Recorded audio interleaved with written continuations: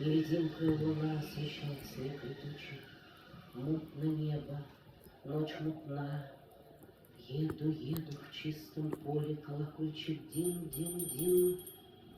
Страшно, страшно поневоле средь белейших равнин. Эй, пошел ямщик! Нет мочи! Коням, барин, тяжело! Вьюга мне слепает очи, все дороги замело. Хоть убей, следа не видно, сбились мы, что делать нам?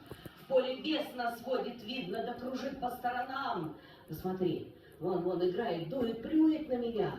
Вон теперь во враг толкает одичалого коня. Там верстой небывалый он торчал передо мной. Там сверкнул он искрой малой, пропал во тьме пустой. Мчатся тучи, вьются тучи. Невидимкою луна освещает снег летучий. Мутно небо, ночь мутна, сил нам нет кружиться доли. Колокольчик вдруг умолк, кони стали. Что там в поле? Да кто их знает, пень или волк? Вьюга злится, вьюга плачет, кони чуткие храпят. Вот уж он далече скачет, лишь глаза во мгле горят. Кони снова понеслись, колокольчик дин-дин. Вижу, духи собрались средь белеющих равнин. Бесконечно, безобразны в мутной месяце игре закружили бесы разные. Вот листья в ноябре, сколько их, куда их гонят, что так жалобно поют, домового ли хоронят, ведьму ли замуж моют.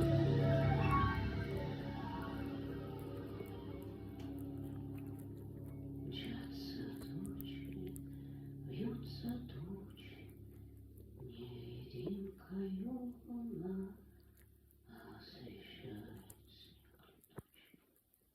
Мутно небо, ночь мутна, мчатся бесы беспредельной вышине, визгом жалобным и воем, надрывая сердце мне. Мчатся по буграм, топчет снег глубокий, но в сторонке Божий храм виден одинокий. Вдруг метелица кругом, снег валит клоками, черный вран, свистя крылом, вьется над санями, вещий стон гласит печаль, о, неторопливый, чутко смотрят в темную даль, воздымая гиб. Александр Сергеевич Пушкин. Метель.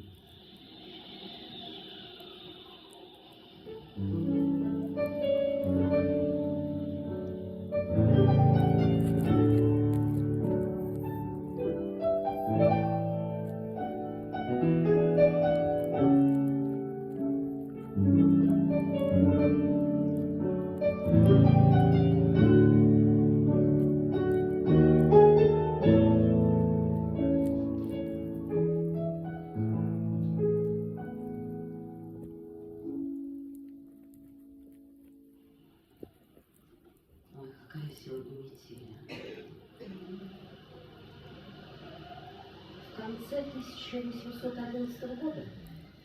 В конце 1811 года, в эпоху нам достопамятную, жил в своем поместье Ненарадово добрый Гаврила Гаврилович Р. Он славился во всей округе гостеприимством и радушием. Соседи поминутно ездили к нему поесть, попить,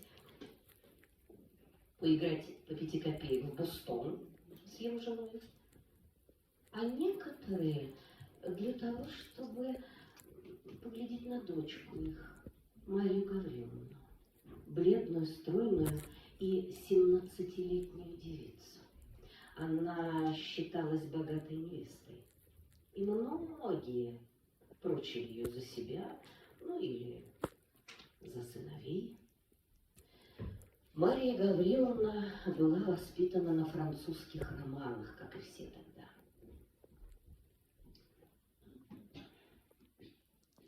И была влюблена.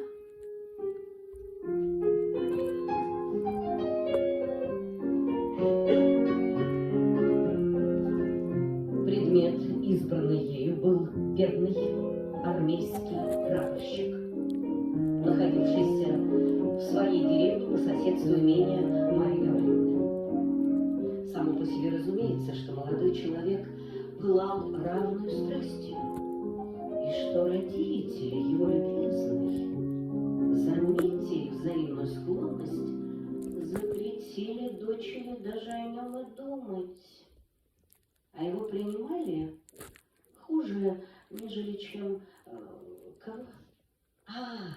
Отставного заседателя.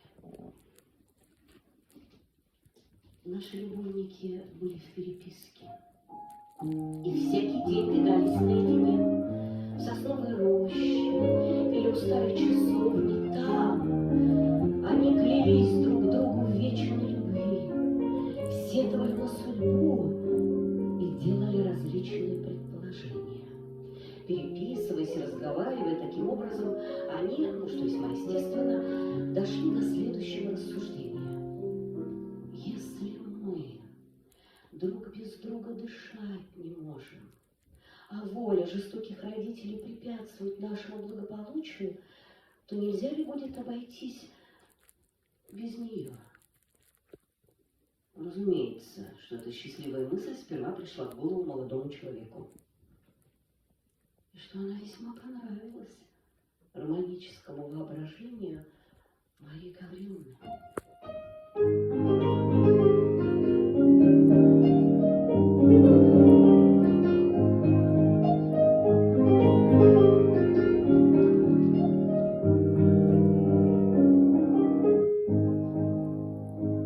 Наступила зима и прекратила их свидание. Но переписка сделалась тем живее. Владимир Николаевич в каждом письме умолял ее предаться ему и венчаться тайно, скрываться некоторое время, броситься потом к ногам дрожайших родителей, которые, конечно, будут тронуты, наконец, героическим постоянством и несчастьем любовников и скажут им непременно: дети, придите в наши объятия.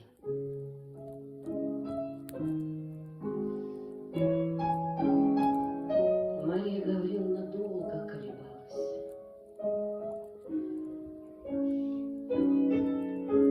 Множество планов побега было отвергнуто.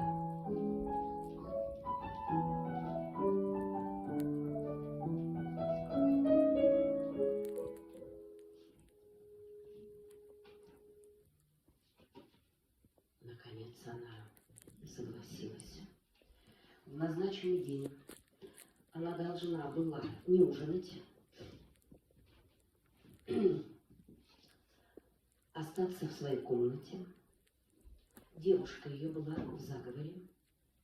Они должны были выйти на заднее крыльцо, за садом, найти готовые сани, садиться в них и ехать за 5 верст от Ненарадова в село Жадрино, прямо в церковь, где уж Владимир должен был их ожидать. Накануне решительного дня она должна была не ужинать и удалиться в свою комнату под предлогом головной боли. Мария Гавриловна не спала всю ночь. Она укладывалась, увязывала белье, платье, написала длинное письмо к одной чувствительной барышне, ее подруге, а другое своим родителям. Она прощалась с ними в самых трогательных выражениях, извиняла свой проступок неодолимую силой страсти и оканчивала тем, что блаженнейшую минуту в жизни почтет она ту, когда позволено будет ей броситься к ногам дрожайших ее родителей. Запечатав оба письма тульской печаткой, на которой были изображены 2 пылающие сердца с приличной надписью, она бросилась на постель перед самым рассветом и задремала. Но и тут ужасные мечтания поминутно ее пробуждали.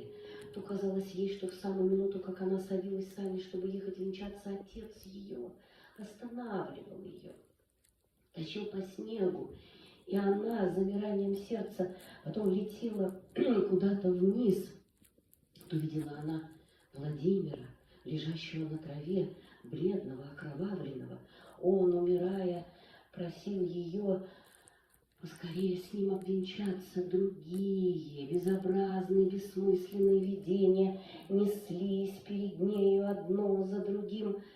Наконец она встала с непритворной головной болью. Отец и мать заметили ее беспокойство. Их беспрестанные вопросы: что с тобою, Маша? Не больна ли ты, Маша? Раздирали ее сердце. Она старалась их успокоить и казаться веселой.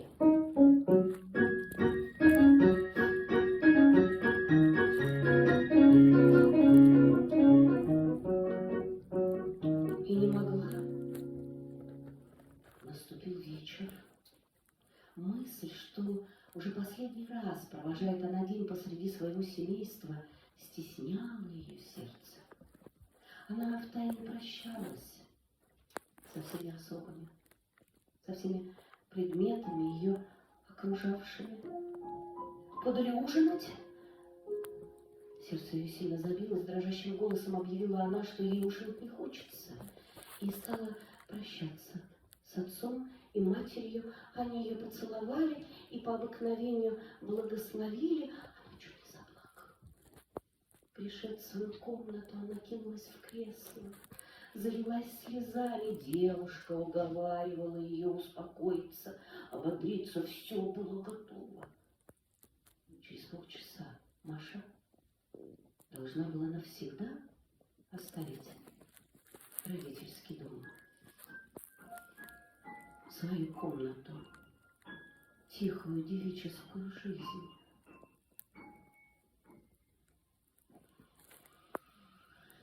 На дворе была метель.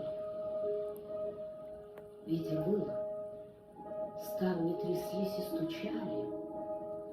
Все казалось ей угрозой и печальным предзнаменованием. Скоро в доме все утихло, и заснула Маша, окуталась шалью.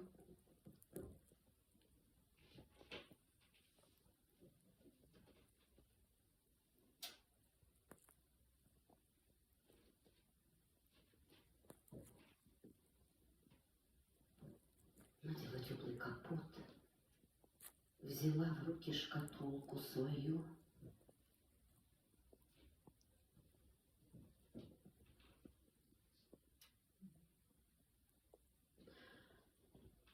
И вышла на заднее крыльцо. Служанка несла за ней 2 узла. Они сошли в сад. Метель не утихала.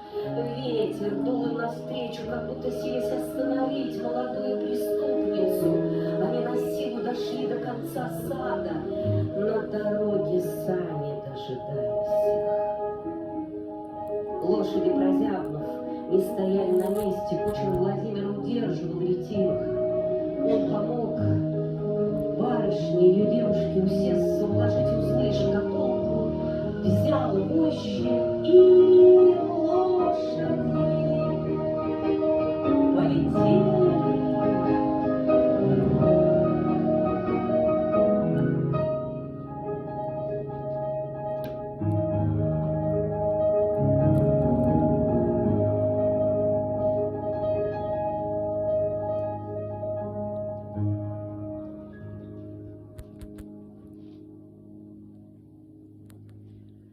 Поручил барышню попечению судьбы и искусству тележки кучера. Обратимся к молодому нашему любовнику. Целый день Владимир был в разъезде. Утром был он у жадринского священника, на силу с ним уговорился. Потом поехал искать свидетелей между соседними помещиками. Первый, к кому явился он, отставной 40-летний корнет Дравин, согласился с охотой. Это приключение, уверял он, напоминало ему прежнее время и гусарские проказы. Он уговорил Владимира остаться у него отобедать и уверил его, что за другими 2 свидетелями дело не станет. И в самом деле, тотчас после обеда явились к нему землемер Шмидт в усах и шпорах и сын капитана-справника, мальчик лет 16, недавно поступивший в Уланы. Они не только приняли предложение Владимира, но даже клялись для него жертвовать жизнью. Владимир обнял их с восторгом и поехал домой приготовляться. Уже давно смеркалось. Он отправил своего надежного Терешкова Ненарадова со своей тройкой и подробным обстоятельным наказом. А для себя? Для себя велел заложить маленькие сани в одну лошадь. И один, без кучера, отправился в Жадрино, где часа через 2 должна была быть и Марья Гавриловна. Дорога-то была ему знакома, а езды всего-то 20 минут. Но едва Владимир выехал за околицу в поле, как поднялся ветер. И сделалась такая метель, что он ничего не взвидел. В одну минуту дорогу занесло. Окрестность исчезла во мгле мутной желтоватой, сквозь которую летели белые хлопья снега. Небо слилось с землей.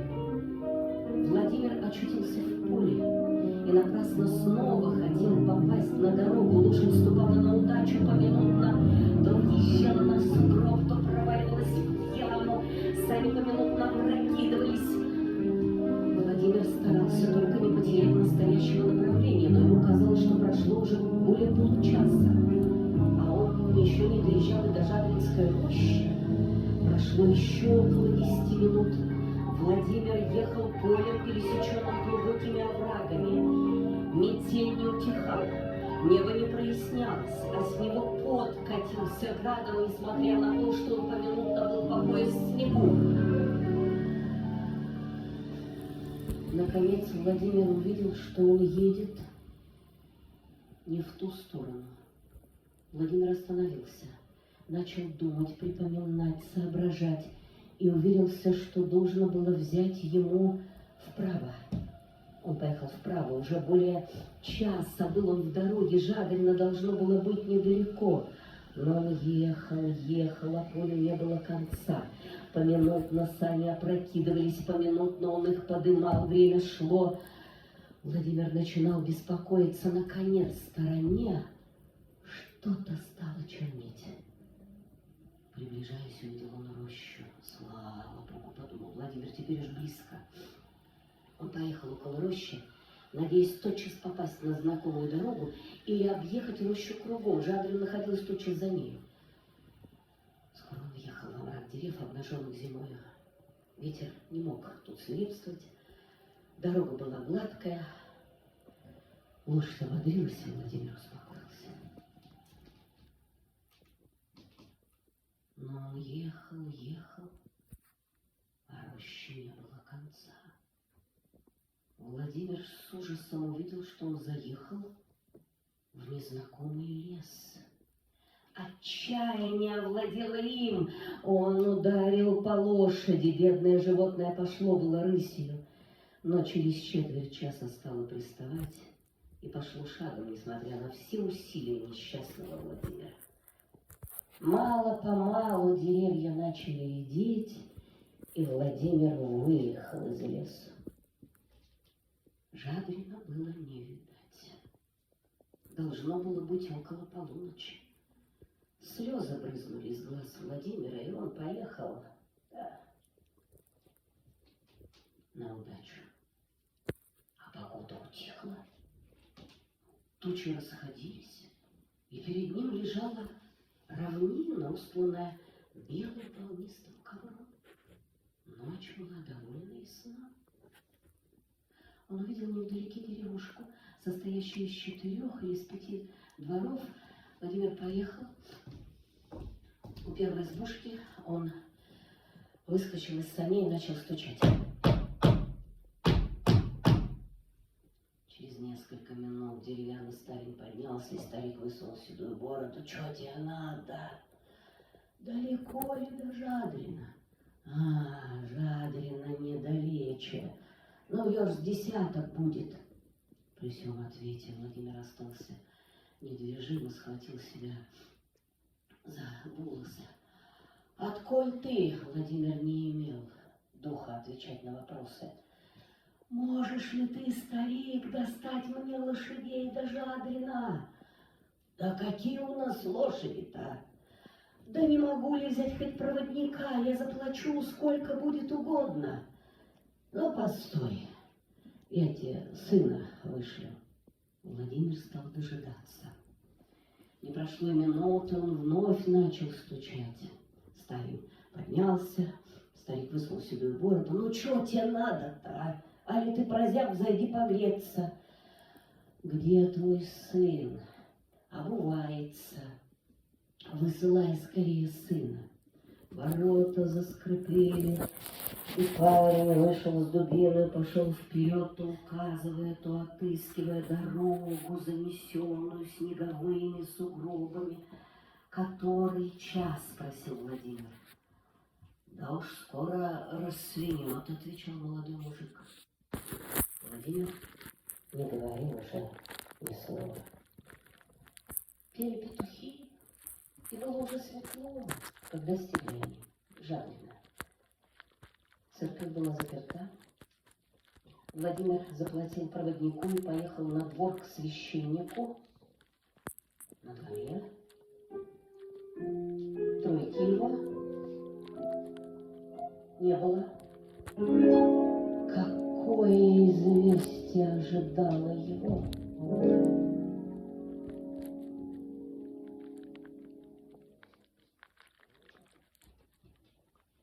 Но возвратимся к добрым нашим ненарадовским помещикам и посмотрим, а что где у них-то делается-то, а?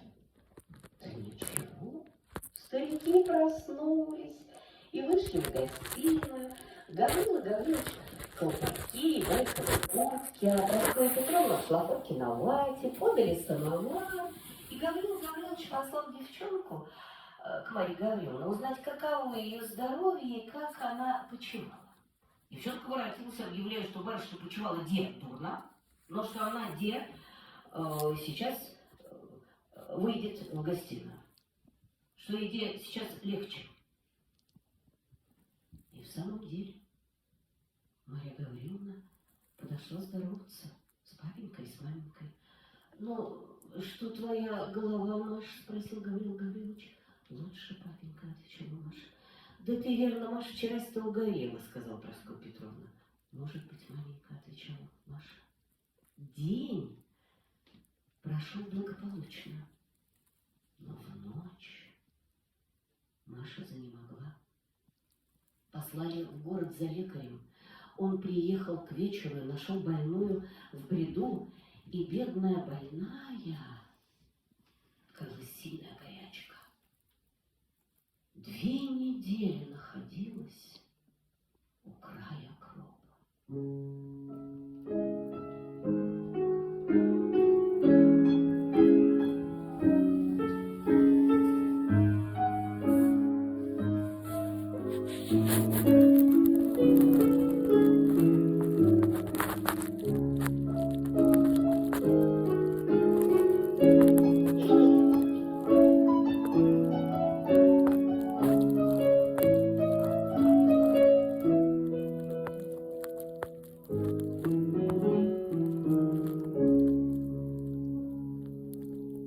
Никто в доме не знал о предположенном побеге.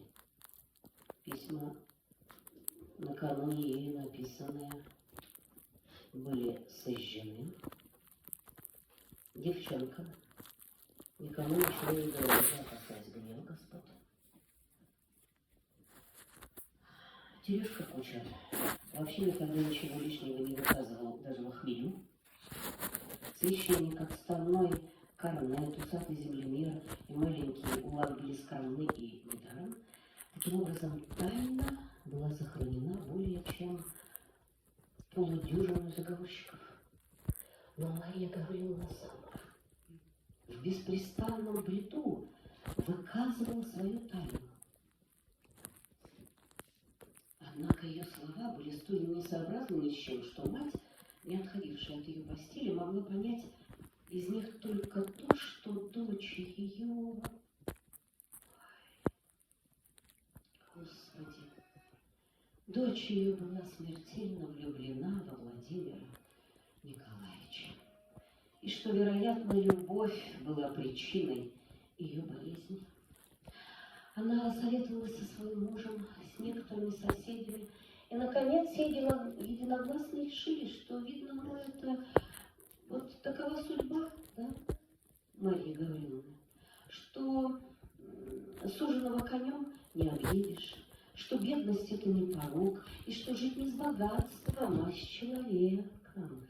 Нравственные поговорки иногда бывают удивительно полезны в тех случаях, когда мы от себя мало что можем выдумать себе же в оправдание. А между тем барышня стала выздоравливать, а Владимира Николаевича давно не было видно в их доме. Да, давно. Так он же был напуган обыкновенным приемом. Решили послать за ним и объявить неожиданное счастье. Но каково было удивление ненарадовских помещиков. Ты читала? Когда в ответ на их приглашение получили они полусумасшедшее письмо. Он объявлял им, что нога его не будет никогда в их доме, и просил забыть о несчастном, для которого смерть остается единой надеждой. Через несколько дней узнали они, что Владимир уехал в армию. Это было в 1812 году. Долго не смели об этом сказать выздоравливающей Маше. Она никогда не упоминала о Владимире. Несколько месяцев спустя, нашед имя его в числе отличившихся и тяжело раненых под Бородиным, она упала в обморок. И боялись, чтобы горячка-то ее не возвратилась. Однако, слава Богу, обморок не имел последствия. Другая печаль посетила ее. Гаврила Гаврилович скончался, оставив ее наследницей всего имения. Но наследство не утешало ее. Она искренне разделяла горечь бедной Прасковьи Петровны, клялась с нею никогда не расставаться. Обе они оставили Ненарадово, место печальных воспоминаний, и поехали жить. Какая разница? В Энское поместье.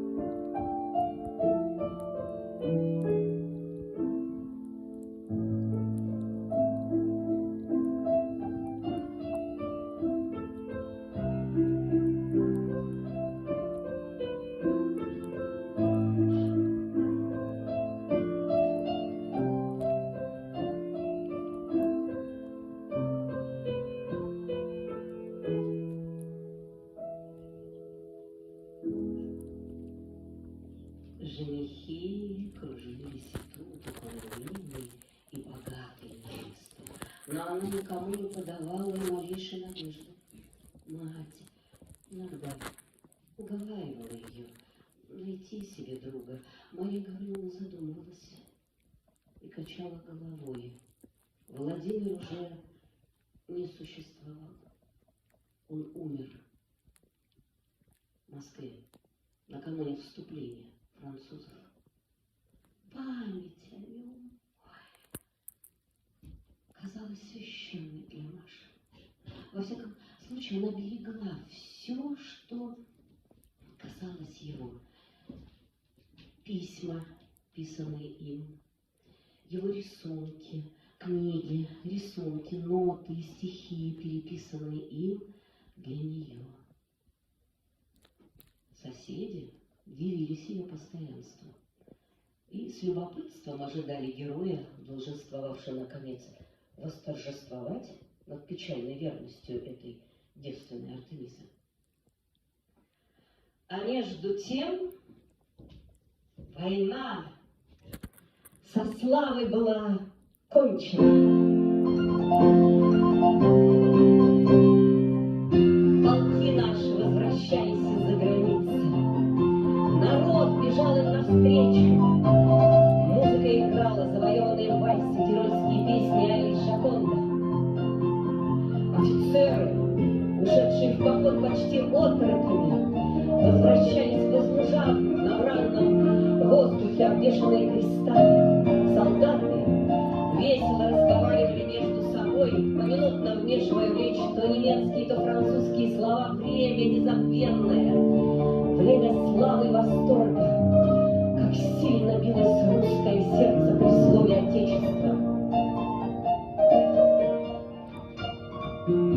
Как сладки были слезы свидания. С какой гордостью соединяли мы чувство народной гордости и любви к государю. А для него какая-то была минута.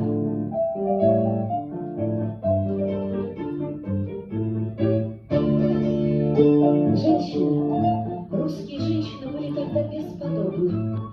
Обыкновенная холодность их исчезла. Восторг их был истинно упоителен, когда, встречая победителей, кричали они «Ура! Ура!» И в воздух чепчики Кто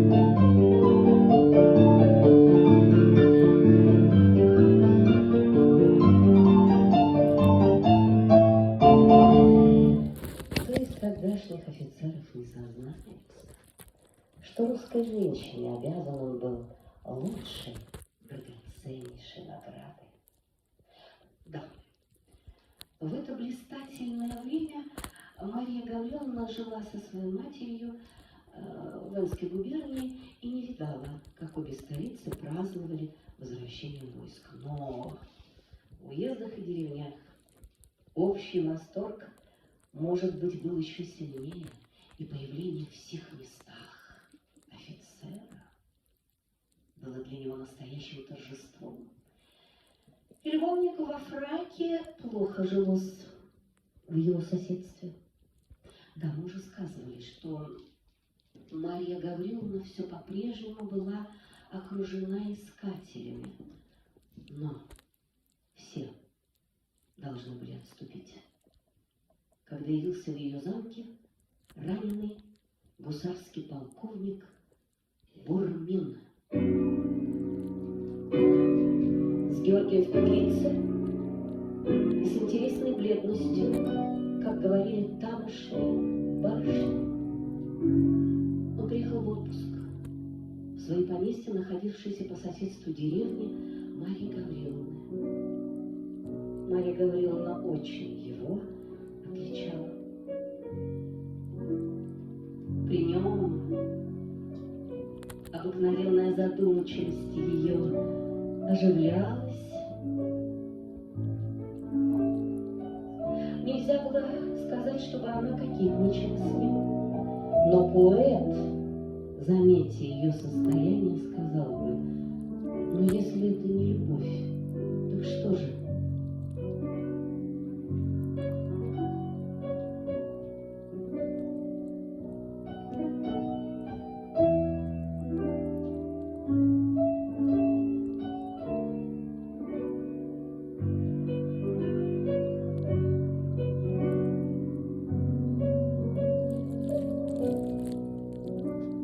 Бурмин был в самом деле очень милый молодой человек.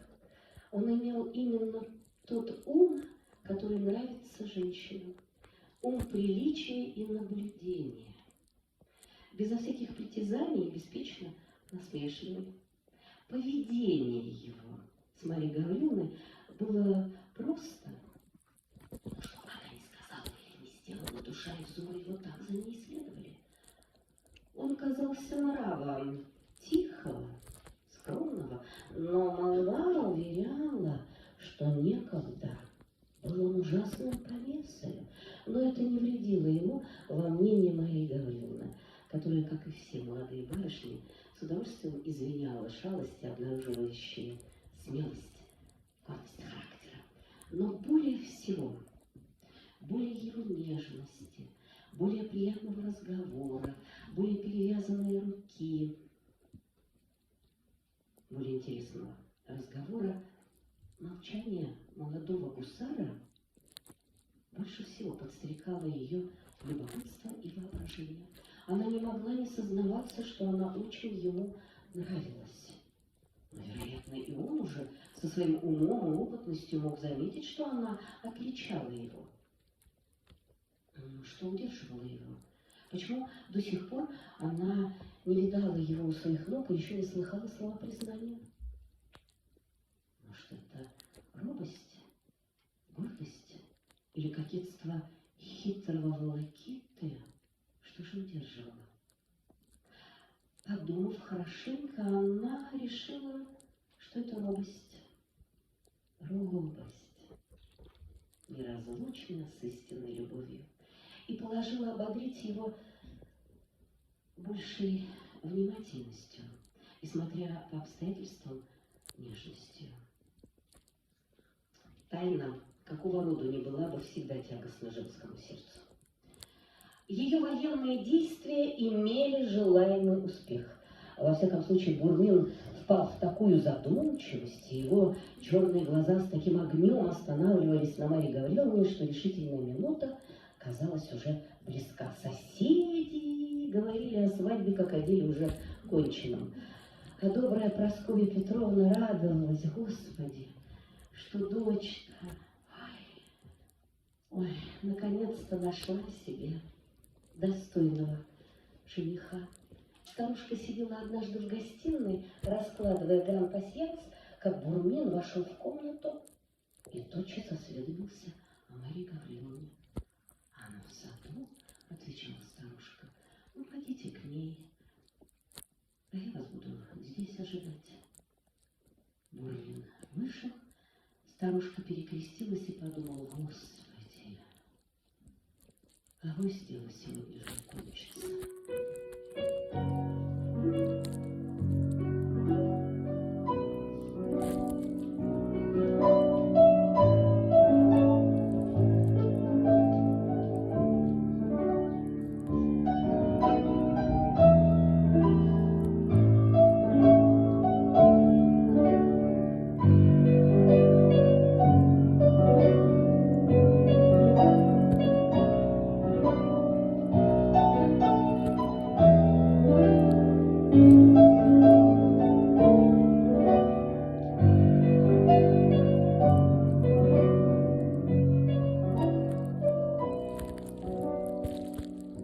Бурмин нашел Марью Гавриловну у пруда под Ивой, с книгой в руках, в белом платье, настоящей героиней романа. После первых вопросов Марья Гавриловна нарочно перестала поддерживать разговор, усиливая таким образом взаимное замешательство, от которого можно было избавиться разве что внезапным и решительным объяснением. Так и случилось. Бурмин, чувствуя затруднительность своего положения, объявил ей, что давно искал минуты объяснения и потребовал минуты внимания. Марья Гавриловна потупила глаза и закрыла книгу в знак согласия.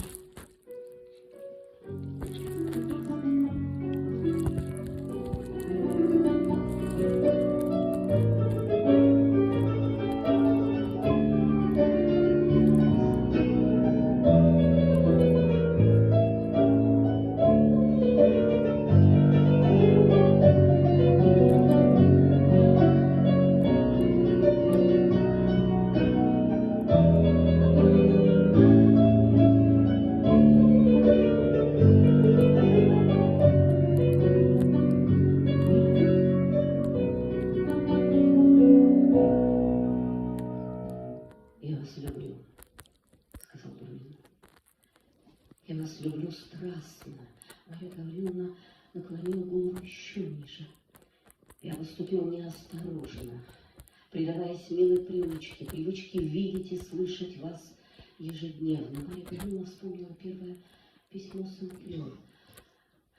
«Но мне остается еще исполнить тяжелую обязанность, открыть вам ужасную тайну и положить между нами непреодолимую преграду. Она всегда существовала», — прервала его живостью Марья Гавриловна. «Я никогда не могла быть вашей женою». «Знаю», — отвечал он ей тихо, — «знаю, что некогда вы любили, но смерть и 3 года сетований, добрая, милая Марья Гавриловна, не старайтесь лишить меня последнего утешения. Мысль, что вы согласились бы сделать мое счастье, если бы... Молчите, ради Бога, молчите. Я знаю, я вижу, что вы были бы моею, если бы... Я несчастнейшее создание, я женат». Марья Гавриловна взглянула на него с удивлением. «Я женат уже 4-й год. И не знаю, кто моя жена, и где она, и должен ли свидеться с нею когда-нибудь». «Что вы говорите? Как это странно. Но продолжайте. Продолжайте, сделайте милость, я расскажу после». В начале 1812 года я спешил в Вильну, где находился наш полк. Приехав однажды на станцию поздно вечером, Я велел было закладывать лошадей, как вдруг поднялась ужасная метель. И смотрители, и ямщики советовали мне переждать. Я их послушался. Но непонятное беспокойство овладело мною. Казалось, кто-то меня так и толкал. Между тем метель не унималась. Я не вытерпел. Приказал вновь закладывать и поехал в самую бурю. Ямщику вздумалось ехать рекою, что должно было сократить нам путь 3 верстами. Берега были занесены, и таким образом мы проехали мимо того места, где должны были выезжать на дорогу.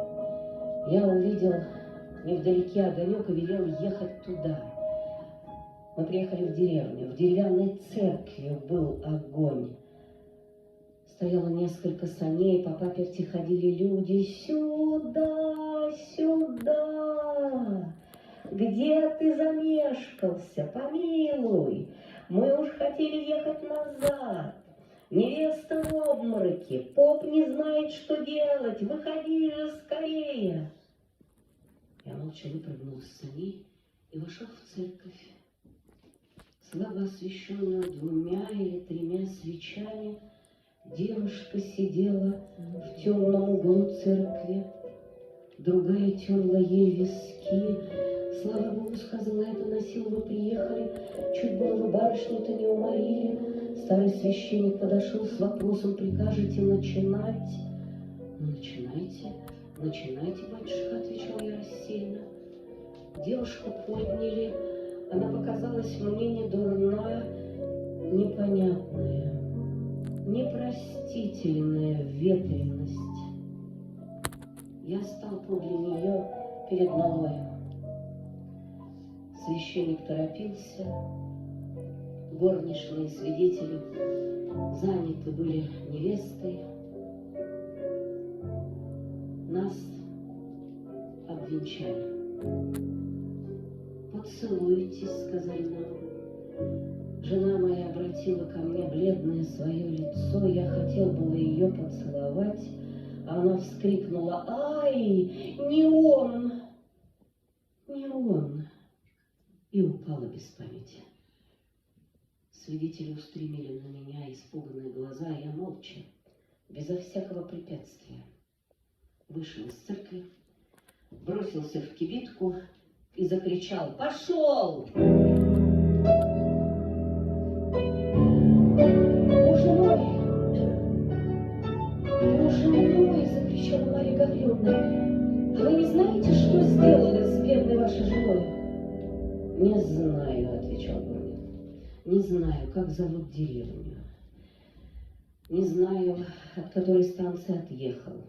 В то время я так мало полагал в моем проступке, что, отъехав от церкви, заснул и проснулся на другой уж станции, на другой день. Слуга, бывший тогда со мной, умер в походе. Так что я не имею надежды отыскать ту, над которой подшутил я так жестоко. Вот все из-за малой проказы, и которая так жестоко отомстила. «Боже мой!» — сказала Марья Гавриловна, схватив его руку. «Так это были вы! Вы! Узнаете меня?» Бурмин побледнел и бросился к ее ногам.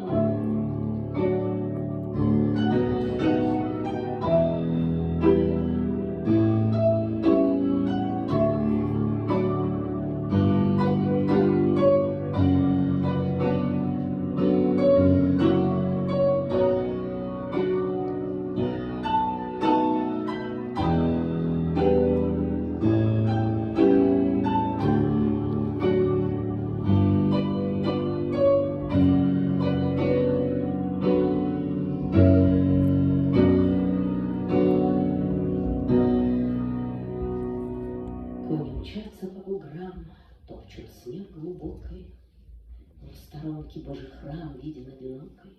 Вдруг метелица кругом, снег валит клоками, черный вран, свистя крылом, вьется над санями. Вещий стон гласит печаль. Кони торопливо, чутко смотрят в темную даль, воздымая гривы. Жуковский эпиграф к повести Александра Сергеевича Пушкина «Метель». 10 февраля 1837 год, 14:45. Наталья Гончарова останавливает часы. Все, Пушкина больше нет. И вот уже 187 лет, 10 февраля, день памяти великого поэта, в этот день собираются на мойке 12 люди почтить память великого человека. 1830 год. За 7 лет до этого. Пушкин приезжает в деревню, в Болдино, в подавленном состоянии. Он, как уже почти 1,5 года, 2 года влюблен в Наталью Гончарову. Известно, что Александр Сергеевич Пушкин во всех своих произведениях всегда тепло, с большой любовью относится к женщинам. Всегда. Он влюблен, но есть препятствия. Свадьба может быть рассорена. У Гончаровых нет приданого, он ссорится с будущей тещей, уезжает в подавленном состоянии, пишет Кочановскому, что осень подходит, мое самое любимое время года. А в таком состоянии я могу только писать эпиграммы на Кочановского. Ничего путного и дельного в таком состоянии не напишешь, говорит поэт. И первое, по приезде в Болдино, произведения, написанные им, будут «Бесы», стихотворение «Бесы». Казалось, весь мир сгустился над поэтом, а это был сентябрь. Бесы, бесы, бесы, воем. Он ничего не может с собой делать, он не может писать в таком состоянии подавленном. Вот как мало нужно человеку для счастья. Через несколько дней он получает прелестное письмо от Натальи Гончаровой, в котором она соглашается выйти за него замуж и без приданного. И это была самая удивительная осень в жизни поэта. Дописан 7-летний труд Евгения Онегин. Написано еще несколько крупных произведений, сказки некоторые, а еще 5, он очень много тогда написал в эту болдинскую осень. А самое интересное, он впервые выступает рассказчиком. Он пишет 5 прелестных повестей. Повести Белкина. История, рассказанная Иваном Петровичем Белкиным, девицей К и Т. Это «Метель». Белкин простым, простонародным языком рассказываются это 5 историй, где развязка в самом, может быть, последнем предложении, почти детективные сюжеты. В «Метели». Да, они буквально, что это нужно для счастья, они буквально вылетают из-под пера поэта. Гробовщик, станционный смотритель, барышня-крестьянка, выстрел, метель. Метель была написана 19 октября 20-го за 1 день. Гений. И вот за эти 3 месяца он привез столько из Болдина. Феномен той осени до сих пор изучает, что творилось с поэтом. Какая это была болдинская осень. История любви. И погиб он, защищая честь любви, защищая честь Натальи Гончаровой, которую безумно любил, а погиб с тем, кто был родственником. Дантес был мужем сестры Натальи Гончаровой.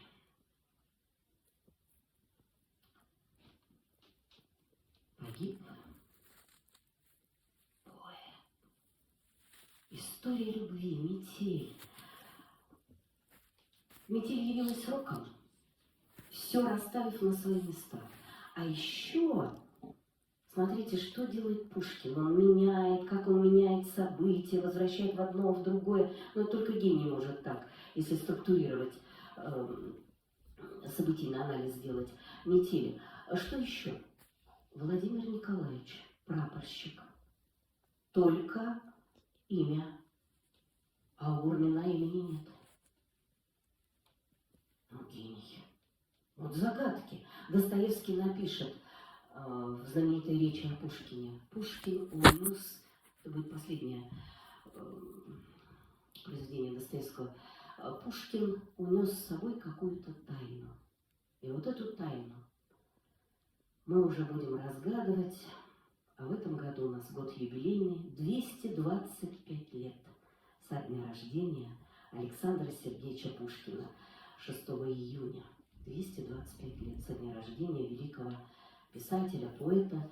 И мной был предложен цикл, начиная от детского возраста, заканчивая уже всеми возрастами, буквально. Но Пушкин — это наше все. Цикл вместе с Пушкиным. Читаем Пушкина, где дети узнают сказки, сколько их было сказок, да, знаменитых 5, написал 6, и так далее. И сегодня, в день памяти Пушкина, мы предложили повесть о первой любви.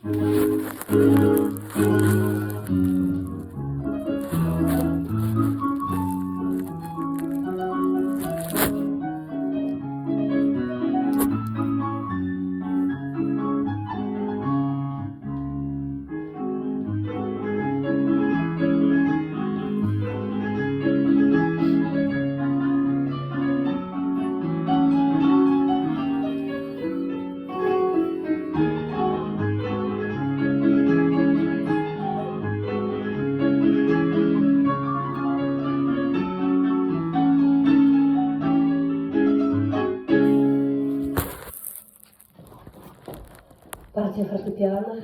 В нашем спектакле звучала музыка Свиридова, композитора уже 20 века, но удивительным образом его музыкальные иллюстрации повести Пушкина «Метель» живут уже своей отдельной жизнью, сочетаются с тем временем, в котором жили герои этого произведения, нежного, трепетного, почти такого домашнего, уютного очень. Музыка Петра Ильича Чайковского, Рахманинова звучала в нашем спектакле. Всех назвала. Лауреат международных конкурсов Ольга Бухарова.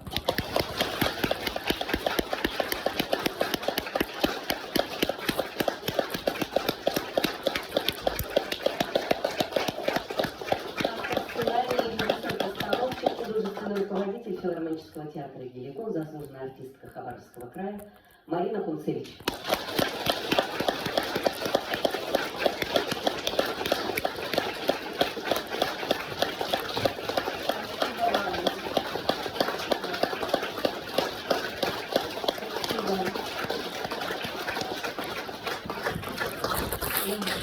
Спасибо, друзья. Пушкин — это наше все.